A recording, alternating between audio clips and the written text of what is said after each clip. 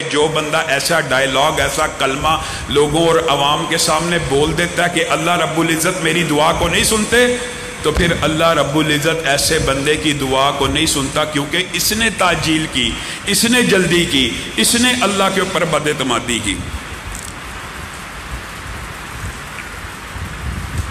میرے بھائیوں، دعا کے دیگر آداب کے ساتھ ساتھ دعا کے اندر جلدی نہ کرنے کے حوالے سے حضرت ایوب کا بڑا لمبا چوڑا واقعہ آپ لوگوں نے سنا ہوگا، لیکن عالم عرب میں ایک مشہور واقعہ جس نے صبر ایوب کی یاد تازہ کر دی۔ ویسے تو میڈیکل سائنس کے اندر 19 سال 20 سال کے کومے کی ہسٹری موجود ہے کہ 19 سال بعد بندہ کومے سے واپس آیا ہو، یہ ہسٹری موجود ہے۔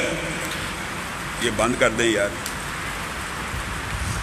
یہ ہسٹری موجود ہے، لیکن عالم عرب میں، سعودی عرب میں یہ اخبارات میں خبر چھپی کہ ایک بندہ 14 سال کومے میں رہا، اس کی بیوی اور اس کا ایک بچہ ہر روز ہسپتال میں 2 دفعہ آتے تھے۔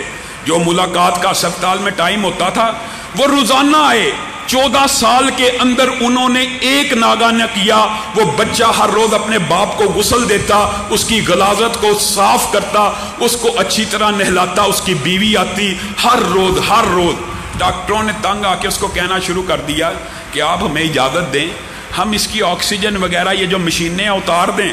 بیوی بچے نے کہا یہ حرکت نہیں کرنی، ہم اپنے اللہ سے پر امید ہیں کہ ایک دن بیوی نے کہا میرا خامن صحیح حالت میں بیٹھا ہوگا، اور بچے نے کہا میرا باپ ایک دن بالکل صحیح سلامت ہوگا۔ ہسپتال والے امید چھوڑ چکے ہیں، عملے والے امید چھوڑ چکے ہیں، ان بیوی اور بچوں نے امید کا دامن ہاتھ سے نہیں چھوڑا۔ 14 سال گزر گئے، 14 سال بعد بیوی ایک دن ہسپتال میں داخل ہوئی، کیا دیکھا؟ خامند بستر کے اوپر بیٹھا ہوا اس کا انتظار کر رہا ہے، اس کی آنکھوں میں پانی آ گیا۔ عملے نے، ڈاکٹروں نے آ کے خوشخبری دی، کہا میڈیکل سائنس کے اندر، عرب کے اندر دنیا کے اندر تو 19 سال کے 20 سال کے واقعے موجود ہیں، لیکن عالم عرب میں پہلا واقعہ ہے کہ 14 سال کے کومے کے بعد کوئی بندہ ہوش میں آیا ہو، اور وجہ آپ ہیں، آپ کی استقامت ہے، آپ کی دیکھ بھال ہے، آپ کی نگرانی ہے۔ اللہ کی قسم، ورنہ تو ہم تنگ آ کے 1-2 سال بعد بندے سے اولاد کو ہٹا دیتے ہیں اور گھر والوں کو منا لیتے ہیں کہ بس اس کو اللہ کی سپرد کر کے اللہ کے پاس جانے دو۔ تم کیا عمل کرتے تھے؟ بیوی نے کہا میں گھر جا کے اپنے رب سے دعا کرتی تھی، اللہ ایک دن میری زندگی میں ایسا لانا کہ میں اپنے خامن کو اپنی آنکھوں سے تندرست دیکھوں، اور یہ میرا جو بچہ ہے یہ محلے کے غریبوں کے اندر خیرات اور پیسے کو تقسیم کیا کرتا تھا، اور ان کو پیسے دینے کے بعد کہتا تھا میرے باپ کے لیے دعا کرو کہ میری زندگی میں ایک مرتبہ میرے سر کے اوپر شفقت سے ہاتھ پھیرے۔ آج ان دعاؤں کا نتیجہ ہے، اور ان غریب آدمیوں کی اور لوگوں کی اور اس خیرات کا نتیجہ ہے کہ تم دیکھ رہے ہو میرا خامند زندہ سلامت بالکل صحیح حالت میں موجود ہے۔ مایوس نہیں ہونا دعا سے۔ کئی مرتبہ صبر، کئی مرتبہ آزمائش لمبی ہو جاتی ہے، لیکن اللہ کی قسم اگر اللہ دعا نہیں سنتا نا، اگر کوئی بندہ یہ سوچتا ہے نا میری رب نے نہیں سنی، جس کی رب نے نہیں نہ سننی اس کی پھر دنیا میں کسی نے نہیں سننی۔ کیا ہی ایک عمدہ شاعر نے بات کہی ہے، اس کا مفہوم اور ترجمہ آپ کے سامنے رکھتا ہوں۔ میں جب چھوٹا سا بچہ تھا کھلونے توڑ دیتا تھا، میری ماں میرے لیے کھلونا جوڑ دیتی تھی۔ یہ مفہوم ہے شاعر کا، اے میرے رب میں نے تو سنا ہے تو ماؤں سے زیادہ بندوں سے پیار کرنے والا ہے، خدایا خود کو توڑ بیٹھا ہوں مجھ کو جوڑ دے۔ میرے بھائیوں، آج تاک راتوں میں سے ایک رات ہے، آپ نے جہاں پر اپنے لیے دعا کرنی ہے، اپنے والدین کے لیے دعا کرنی ہے، اعزاء و اقارب کے لیے دعا کرنی ہے، وہاں پہ آپ نے میرے لیے بھی خلوص دل سے دعا کرنی ہے، سارے بیماروں کے لیے بھی دعا کرنی ہے، اس ادارے کے لیے بھی دعا کرنی ہے۔ اللہ کی قسم جس کی رب سننے پہ آ جائے وہ کسی مخلوق کا محتاج نہیں ہو سکتا۔ حضرت حسن بن سفیان رحمہ اللہ، اتنا مشہور واقعہ ہے، اعلام النبلاء کے اندر امام ذہبی نے بھی باسند لکھا، اور البدایہ والنہایہ کے اندر ابن کثیر نے بھی باسند لکھا ہے۔ حسن بن سفیان 9 ساتھیوں کے ہمراہ مصر کے اندر حدیث کا سبق حاصل کرنے کے لیے گئے۔ اب جو زیادہ راہ ساتھ لیا ہوتا ہے اس دور کے طالب علموں کا آپ کو پتا ہے، جو مال لیا تھا ختم ہو گیا. طالب علموں نے کہا حسن بن سفیان اللہ پہ توکل کر کے ہمیں ساتھ لے آیا ہے، اب 1 دینار بھی پاس موجود نہیں کھانا کھانے کو، اٹھ اور لوگوں سے امداد کی اپیل کر، محلے میں نکل، پیسے مانگ. حضرت حسن بن سفیان کے دل کو چوٹ لگی کہ میرے ساتھی جو حدیث کے طالب علم ہیں ان کا توکل اللہ سے اٹھ رہا ہے. کہا ٹھہرو، مجھے 2 رکعت نماز کو ادا کرنے دو. 2 رکعت نماز ادا کی، اللہ رب العزت کی بارگاہ میں گڑ گڑائے، روئے، دروازے پہ مسجد کے دروازے کے اوپر دستک ہوئی. امیر، مشہور امیر گزرے امام احمد بن ابو العباس الترکی کا قاصد آیا ہے. کیا لے کے آیا ہے؟ 9 تھیلیاں لے کے آیا ہوں. 9 تھیلیاں کس لیے؟ ہر تھیلی کے اندر سونے کے 100 دینار موجود ہیں. کس لیے؟ حسن بن سفیان کے لبوں پہ مسکراہٹ آنا شروع ہو گئی. کہا اللہ نے میرے توکل اور اعتماد کو ضائع نہیں کیا. اللہ کی قسم میں لوگوں کے سامنے در در کے آگے ہر ایک کے آگے ہاتھ نہیں پھیلا سکتا تھا. میرے دل میں خیال آیا کیوں نہ اس کے آگے ہاتھوں کو پھیلاؤں. کہاں ہر بندے کے سامنے ہاتھ کو پھیلاؤں گا، آج اس حکم الحاکمین کے سامنے ہاتھوں کو پھیلاتا ہوں. دیکھو کتنی عظیم مدد آئی. اور پوچھا ابو العباس ترکی کو ہمارا خیال کیسے آیا؟ کہا آج ہی دوپہر کلولے میں سو رہے تھے، خواب آئی کہ حسن بن سفیان اور اس کے 9 ساتھی مسجد کے اندر بیٹھے تیری مدد کا انتظار کر رہے ہیں اور تو ان کی خدمت سے غافل ہے. انہوں نے ہمیں حکم دیا ہے یہ 900 دینار سونے کے پہنچا دیے جائیں اور کل وہ خود تشریف لائیں گے. پھر مصر کی بہت بڑی جامع مسجد ابو العباس ترکی نے حسن بن سفیان کو بنا کے دی اور اس کی ارد گرد کی ساری زمین حدیث کے ان طالب علموں کو عطا کر دی. لوگوں یہ تو آپ نے انبیاء کی دعاؤں کے واقعات سنے ہوئے ہیں، آپ کو امتیوں کی دعاؤں کے واقعات اس لیے سنا رہے ہیں. اور ایک بات یاد رکھیے، اللہ رب العزت ظلم کی دعا نہیں سنتا. دعا کے آداب میں سے یہ بھی ہے کہ حد سے زیادہ تجاوز نہ کیا جائے. حد سے زیادہ تجاوز کا کیا مطلب ہے؟ بندے کی والدہ فوت ہو گئی ہیں، والد فوت ہو گیا، بندہ اللہ کے سامنے ہاتھ پھیلا کے کہ اللہ اس کو زندہ کر دے. نہیں، یہ اللہ تعالیٰ اعتدال اور حد سے زیادہ تجاوز کرنے والی دعاؤں کو پسند نہیں فرماتے. جو اللہ کی سنت ہے وہ تبدیل نہیں ہوتی. ہاں کرامات ہوتی ہیں، دعاؤں سے تقدیریں بدل جاتی ہیں، لیکن اس قسم کی دعائیں نہیں کرنی. اور بات آئی ہے تو یہ بھی سمجھ لیجئے مظلوم کی بد دعا سے بھی ڈرنا ہے. ہم جس کو بد دعا کہتے ہیں نا، وہ اصل میں مظلوم کی فریاد ہوتی ہے اپنے رب کے سامنے. صحیح سند کے ساتھ یہ واقعہ بھی موجود ہے کہ عرب کے بازاروں کے اندر ایک نوجوان بازو کاٹے ہوئے، کٹا ہوا بازو ہے اور لوگوں کو آوازیں دے کے کہہ رہا ہے اللہ کے لیے کسی پہ ظلم نہ کرنا، اس ظلم کے نتیجے میں یہ بازو جسم سے جدا ہو چکا ہے. لوگ کٹھے ہوتے تھے، وہ روزانہ اپنی یہ سٹوری اور قصہ سنایا کرتا تھا لوگوں کو عبرت، واعظ اور نصیحت کرنے کے لیے کہ اللہ کی قسم کسی مظلوم کی بد دعا اصل میں وہ بھی دعا ہوتی ہے. مظلوم کے حق میں وہ دعا ہے، تیرے اور میرے لیے وہ بد دعا بن جاتی ہے. اور اللہ رب العزت نے 6 پارے کی ابتدا یہاں سے کی ہے، لا يحب اللہ الجہر بالسوء.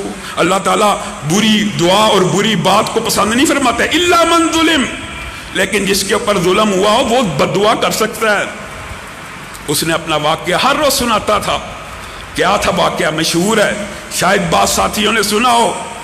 وہ ایک حکومت کا کرندہ تھا، حکومتی نمائندہ تھا، اور اس کو مچھلیاں پکڑنے والے ساحل کے اوپر ڈیوٹی پہ حکومت کی طرف سے لگایا گیا تھا. ایک دن ڈیوٹی کرتے کرتے اس نے دیکھا ایک مچھیرے نے بہت بڑی طاقتور اور خوبصورت مچھلی پکڑی ہے. اس کے دل میں لالچ ہوئی. حکومت کے ایجنٹوں کی اور حکومتی اداروں کے، آپ کو پتا، نمائندوں کی ہر دور میں یہی اصلت رہی ہے، عوام کے مال کو اپنا حق سمجھتے ہیں. اس نے کہا یہ مچھلی مجھے دے، باقی لے جا. وہ غریب آدمی تھا، مچھیرا تھا، وہ روک تو نہیں تھا سکتا. اس نے کہا آج میرے گھر میں بڑی بھوک ہے، بڑا افلاس ہے، اللہ کی قسم یہ مچھلی کچھ اچھے مہنگے داموں بک جائے گی، میرے بیوی بچے کچھ کھا لیں گے. تو امیر آدمی ہے، کبیر آدمی ہے، تو اپنے زبان کے ذائقے کے لیے مچھلی لے کے جانا چاہتا ہے، میرے بیوی بچوں کا پیٹ پل جائے گا، نہ لے کے جا. اس کو ترس نہ آیا، مچھلی کو اٹھایا، کہا گھر لے کے جا رہا ہوں. اچانک مچھلی نے ہلنا شروع کیا. میں نے مچھلی کو پکڑا، اس نے میرے انگوٹھے کے اوپر दांत गाड़ लिए। कहा मैं घर में गया, सारी रात उस तकलीफ में कुड़ता रहा। अगले दिन सुबह हुकामा के पास गया, उन्होंने कहा अंगूठा काट दो, अगर ना काटा हाथ काटना पड़ेगा। कहा अंगूठा कटवाया, 1-2 दिन के लिए आराम आया, हाथ में दर्द शुरू हो गई। हकीमों ने कहा हाथ काट दो, अगर ना काटा तो पूरी बाजू काटनी पड़ेगी। कहा कटवा लिया। जहन में अभी तक उस जुल्म के बारे में जमीर नहीं था जागा। कहा 2 दिन नहीं थे गुजरे, बाजू में दर्द शुरू हो गई। हकीम ने कहा किसके साथ जुल्म किया है, क्या मामला? का अचानक जहन में जमाका हुआ, ओहो मछेरे को तलाश करो। हकीम ने कहा अगर आज बाजू ना काटी पूरे जिस्म में जहर फैल जाएगा, मर जाएगा। कहा तू बाजू काट। मैंने मछेरे को तलाश करना शुरू किया। वो शहर छोड़ के किसी दूसरे शहर मुंतकिल हो चुका था। मैं उसके दरवाजे पे पहुंचा और मैंने कहा तू मुझे पहचानता है? कहा हाँ मैं तो तुझे बड़ी अच्छी तरह जानता हूँ, अभी 7-8 दिन पहले तूने मुझसे मेरी मछली चुराई थी। कहा फिर अल्लाह की रजा के लिए मुझे माफ कर दे, ये बाजू उसी जुल्म का नतीजा है। मछेरे की आंखों में आंसू आ गए। उसने कहा अल्लाह की कसम तेरी इस जुल्म की हालत को देख के तुझे माफ तो कर देता हूँ, लेकिन तुझे पता है जिस वक्त तू मुझसे मछली खींच रहा था उस वक्त मेरे लबों से एक बद्दुआ निकली थी, अल्लाह इस बंदे के ऊपर अपनी कुदरत का अज़ीमुश्शान नमूना मेरी आंखों को दिखा दे कि मुझे पता चल जाए तू 7 आसमानों पे बैठ के मजलूमों की दाद रसी कर सकता है। आज अल्लाह ने तुझे मेरे घर में भेज दिया माफी मांगने के लिए। और वो खुद कहता था नौजवान हर रोज ये दास्तान सुना के, अल्लाह की कसम अगर मैं मछेरे से पहले दिन माफी मांग लेता तो शायद मेरा हाथ भी ना कटता, और अगर मैं उस दिन माफी ना मांगता तो आज दुनिया में भी ना होता। लोगों दुआए मर्द मोमिन तकदीरों को ऐसे बदलती है। मैंने और आपने इखलास पैदा करना है। दुआओं में हुजूर कल्ब भी होना चाहिए। ये नहीं बंदा गाफिल दिल के साथ वॉक कर रहा है और मुंह से अस्तगफिरुल्लाह अस्तगफिरुल्लाह अस्तगफिरुल्लाह, ठीक है जिक्र है, जिक्र की अक़साम है, लेकिन जिस गुनाह की तौबा करनी है उसके लिए नादम होके हुजूर कल्ब के साथ तवज्जो के साथ, जो तीर निशाने के बगैर छोड़ा जाए वो किसी को भी लग सकता है, जो तीर निशाना बांध के छोड़ा जाए। इसीलिए हदीस के अल्फाज हैं गाफिल दिल की दुआ कबूल नहीं होती कि बंदा किसको पुकार रहा है, बंदे को या नहीं आ रही, पुकार अल्लाह को रहा है, पुकारता तो अल्लाह को है, और गफलत का मुजाहरा इस तरह कर रहा है उस पुकार में संजीदा ही नहीं। अल्लाह ताला तो दिलों के भेद भी जानता है, इसलिए दुआ इस तरह हुजूर कल्ब से होनी चाहिए जैसे बदर के अंदर। कितना खूबसूरत शायर ने शेर कहा है कि फिजाए बदर पैदा कर, फरिश्ते तेरी नुसरत को उतर सकते हैं गर्दों से, कितार अंदर कितार अब भी। नबी करीम सजदे में रो रहे हैं, नबी को रोने की जरूरत होती है? अल्लाह ने वादा किया हुआ है कि मैं तेरी मदद करूंगा फरिश्तों के साथ, उम्मत के साथ, फिर भी रो रहे हैं, फिर भी गिड़गिड़ा रहे हैं। इतना रोए हजरत अबू बकर ने कहा बस कर दीजिए, बस कर दीजिए, आपका रब आपको तन्हा नहीं छोड़ने वाला। कहा जब तक आसमान से वादे वईद नाज़िल नहीं होते मैं मोहम्मद का सर नहीं उठेगा। अल्लाह ने आसमान से जिब्रील को भेजा, आपके साथ फरिश्तों की फौज भी लड़ेगी, फरिश्ते भी उतरेंगे, जिब्रील और मीकाईल भी उतरेंगे। नबी करीम ने उससे पहले सर को नहीं उठाया। और कुतैबा बिन मुस्लिम का मशहूर वाक़या है, कुतैबा बिन मुस्लिम अपने लश्कर की सफ़े सीधी कर रहे हैं और आज खुश हैं, मुसलमान जिहाद के मैदानों में अपना नाम कमा रहे हैं। 1 लाख कम अज कम 1 लाख की फौज, कुतैबा बिन मुस्लिम की फौज कम अज कम 1 लाख की होती थी, इतने बड़े जर्नैल थे। लेकिन जंग शुरू होने वाली है, कुतैबा बिन मुस्लिम जंग शुरू करने से पहले अपने 12 के 12 सिपा सलारों को हुक्म दे रहे हैं मोहम्मद इब्न वासे को ढूंढ के लाओ। सुभान अल्लाह, कितना बड़ा वलीउल्लाह लश्कर में मौजूद है। मोहम्मद इब्न वासे को ढूंढ के लाओ। जब तक मोहम्मद बिन वासे आके दुआ नहीं करेगा फतह की, कुतैबा बिन मुस्लिम पहला तीर भी नहीं छोड़ेगा। लश्करी गए ढूंढने के लिए, क्या देखा? मोहम्मद बिन वासे तो वैसे ही नेक इंसान थे, वो अल्लाह की तरफ, आसमान की तरफ उंगली उठाए हुए हैं और आंखों से पानी जारी है और दुआ कर रहे हैं अल्लाह قتیبہ بن مسلم کی قیادت میں مسلمانوں کو کامیاب کرنا، اللہ قتیبہ بن مسلم کی قیادت میں مسلمانوں کو کامیاب کرنا۔ ابھی قتیبہ نے کہا بھی نہیں، قتیبہ کو خبر ملی کہ محمد بن واسع جن کو آپ ڈھونڈ رہے ہیں وہ تو اس عمل میں مشغول ہے لشکر کے اندر۔ تو قتیبہ بن مسلم کے کلیجے کو ٹھنڈ پڑی اور کیا کہنے لگے، والذی نفسی بیدی، قسم ہے اس جان کی، اس ہاتھ کی جس کے قبضہ قدرت میں میرا ہاتھ ہے یا جس کے ہاتھ میں میری جان ہے، اس کی قسم، لا اسبعو، اور بعض روایات کے اندر لا اسبعو محمد ابن واسع خیر عندی من 100,000 سیف شہیر ومن 100,000 مقاتل تریر۔ اللہ کی قسم جس کے ہاتھ میں قتیبہ بن مسلم کی جان ہے، محمد بن واسع کی اٹھی ہوئی ایک انگلی میرے لیے ان 1,00,000 چمکدار تلواروں سے بہتر ہے، میرے لیے ان 1,00,000 لشکریوں جریر اور بہادر اور جرت مند لشکریوں سے بہتر ہے۔ اور جنگ شروع ہوئی، گاجر مولی کی طرح دشمنوں کو کاٹ کے رکھ دیا۔ صحابہ، تابعین، تبا تابعین انتظامات پورے کرتے تھے، توکل اللہ پہ کرتے تھے، لیکن اس سے پہلے اللہ رب العزت کی بارگاہ میں آ کے پھر گریہ داری بھی کرتے تھے، توکل کے سارے اسباب پورے ہو جائیں۔ گھروں کی اصلاح کا بہت سے ساتھی بار بار پوچھتے بھی ہیں، میرے بھائیوں اصلاح کے سارے طریقہ کار، وہ جو آپ کے سامنے سارے دروس رکھے ہیں، تربیت کے سارے انداز کر لینے کے بعد پھر کرنا کیا ہے؟ دعا اللہ سے مانگنی ہے، ربنا ہب لنا من ازواجنا وذریاتنا قرۃ اعین۔ کہنے کا مطلب ہے اپنی پوری کوشش کرنے کے بعد دعا کس سے کرنی ہے؟ رب سے کرنی ہے۔ اور ڈاکٹر احمد کا مشہور واقعہ، سعودی عرب کے ڈاکٹر ہیں، سرجن ہیں، ہڈیوں کے مشہور سرجن تھے 80 کی دہائی میں۔ انہوں نے خود اس واقعے کو متعدد پلیٹ فارمز کے اوپر بیان کیا، بہت بڑے ڈاکٹر تھے۔ انہوں نے کہا فلائٹ میری اڑی ریاض سے ابہا جانے کے لیے، تھوڑی دیر بعد پائلٹ نے اعلان کیا فنی خرابی ہو گیا، طائف کے اندر اتر گئی فلائٹ۔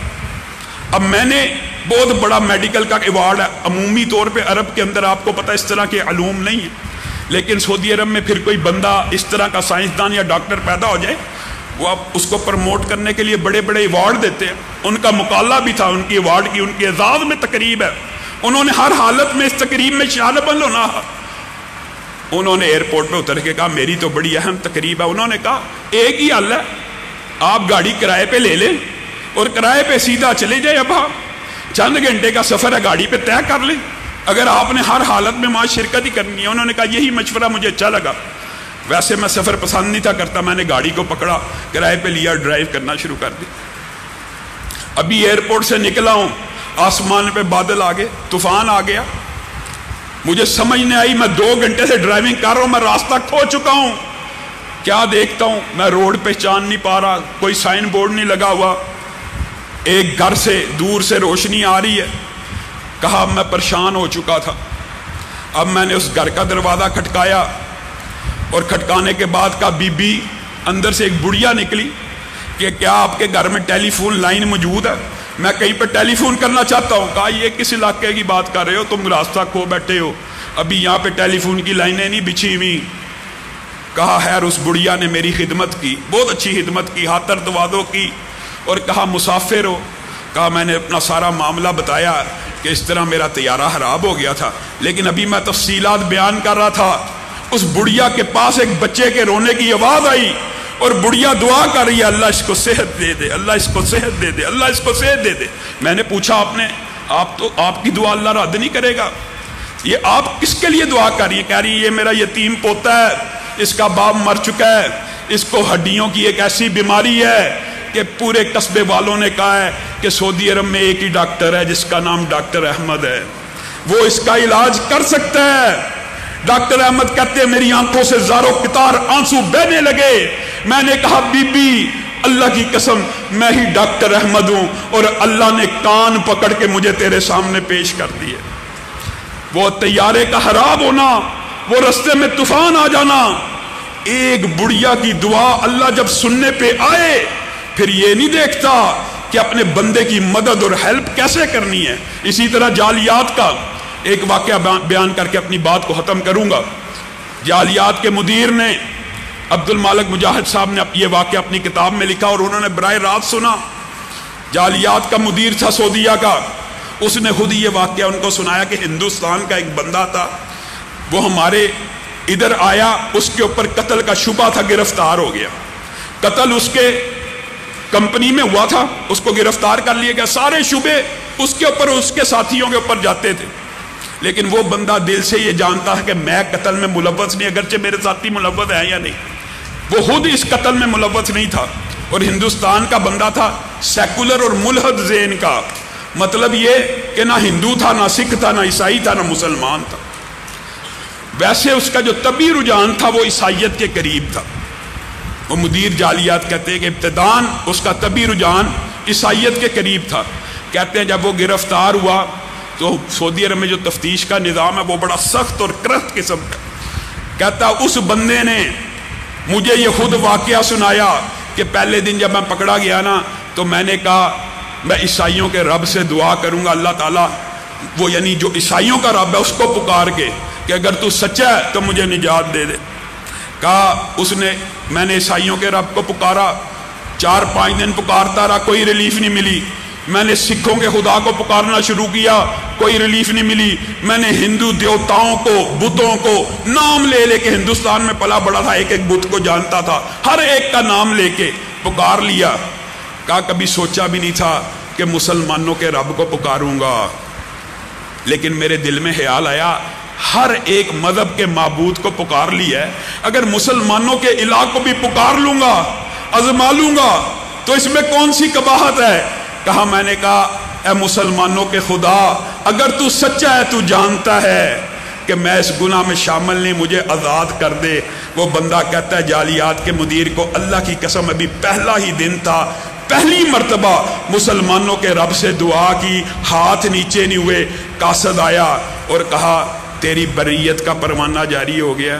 جعلیات کا مدیر کہتا ہے میرے سامنے آ کے بیٹھا اور مجھے آ کے کہتا ہے اپنا ہاتھ بڑھائیے، میں نے اسلام کو قبول کرنا۔ میں نے کہا کیوں؟ کوئی اشکال، کوئی شبہ؟ اس نے کہا میرے جتنے اشکالات تھے اور شبے تھے اللہ نے جیل کی 8-10 دن کی زندگی میں اتار کے رکھ دیے۔ لوگوں اگر درد دل کے ساتھ، خلوص نیت کے ساتھ اللہ رب العزت کی بارگاہ میں آ کر اللہ رب العزت کو پکارا جائے، اللہ کی قسم محیر العقول واقعات آج بھی ہو سکتے ہیں۔ یہ آپ کے سامنے جو چند واقعات رکھے ہیں یہ نبیوں کے نہیں ہیں، یہ امتیوں کے، عام لوگوں کے واقعات ہیں۔ اللہ رب العزت ہمیں صحیح معنوں میں اپنے آپ کو منانے کا طریقہ سکھلا دے۔ آج آپ سب ساتھی مل کے دعا بھی کریں خلوص دل سے۔ انشاءاللہ ابھی 8 تراویحوں کے بعد محتسم بھائی کا درس ہوگا اور اسی دوران شیخ مبشر ربانی صاحب بھی تشریف لے آئیں گے تقریباً 11:15 بجے کے قریب، اس کے بعد ان کا درس ہوگا۔